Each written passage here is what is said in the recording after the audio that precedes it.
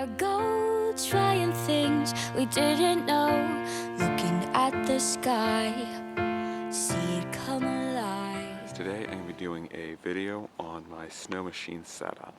So any of you guys know that have been following me for a little while know that I do run a snow machine now. I haven't for a long time. That's kind of why I never really did snow stuff. But nowadays I do. And to start off, before I go over the gear, I'm just going to go over this machine. This is a 94 Polaris Indy XLT. It's a 600cc machine. It's really fast and overall really nice machine. This is a aftermarket windshield I put on it. This is not the original, of course. Back then they didn't do quite this. They had more flared out windshields, which are superior. But anyways, it's just a quick look at the machine and see what it looks like. It's not a bad machine. It's a little old. Certainly isn't anything in comparison to the newer snow machines, but it's good and it does get the job done. Into the gear I carry, first off is this backpack, and obviously this is not how I carry the backpack. I actually just put it on my back, of course, and ride with it on my back. And that's because this packed out how it is, even with this limited gear, is just, there's not enough space for this thing fully packed out like you see to fit in there right now. So I just wear it on my back. It's not too big of a deal. It's pretty easy to ride with, so I don't have any problems with it. Of course, this is a CamelBak Linchpin, so nothing new here, but that's the piece of my gear is this milk crate. It's a pretty simple piece. A lot of people do this type of setup, or at least a lot of trappers do this type of setup on their snow machines, and I really like this setup. As you can see, I have my axe and my rifle bungee down, and that's basically how you carry gear in here, other than probably the my favorite part of this whole setup is this whole milk crate here. And the milk crate allows a lot of versatility. This thing is pretty empty, as you can see.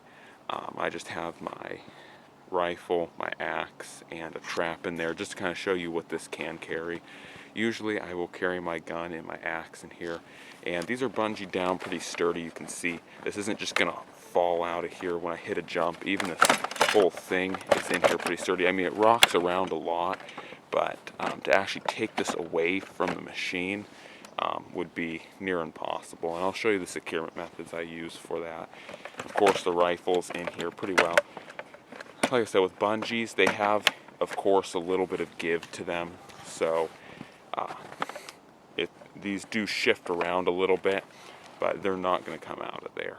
So anyways, I think I could carry a lot more in here. I just haven't, and generally I don't carry a lot with me, regardless to whether I'm running a machine like a four-wheeler or a snow machine. In this case, I just generally don't run a whole lot of gear.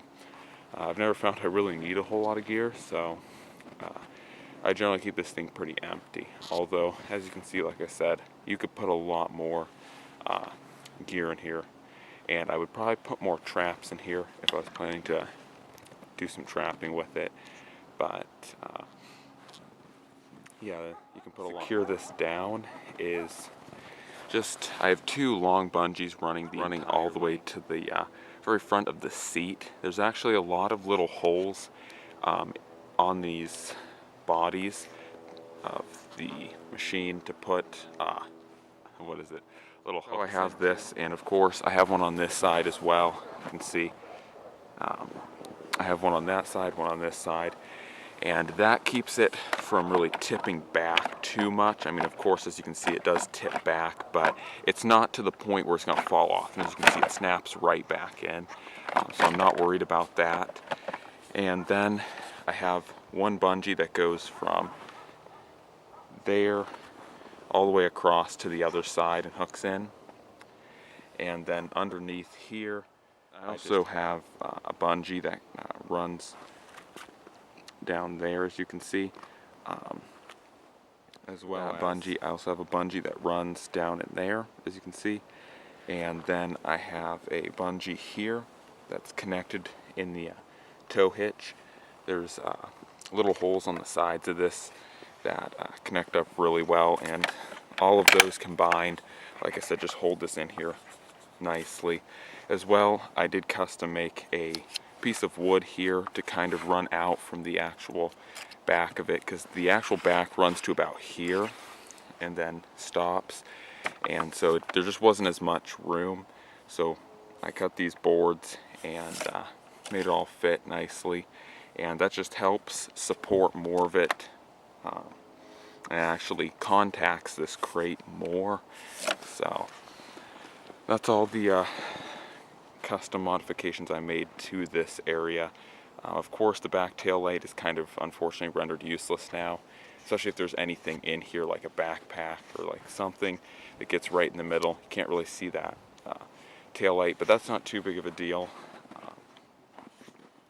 All the stuff for the snow machine, I do carry stuff like oil, spark plugs, starting fluid, all that stuff. Because this is an older machine, it's a lot harder to start, and sometimes you just need certain things.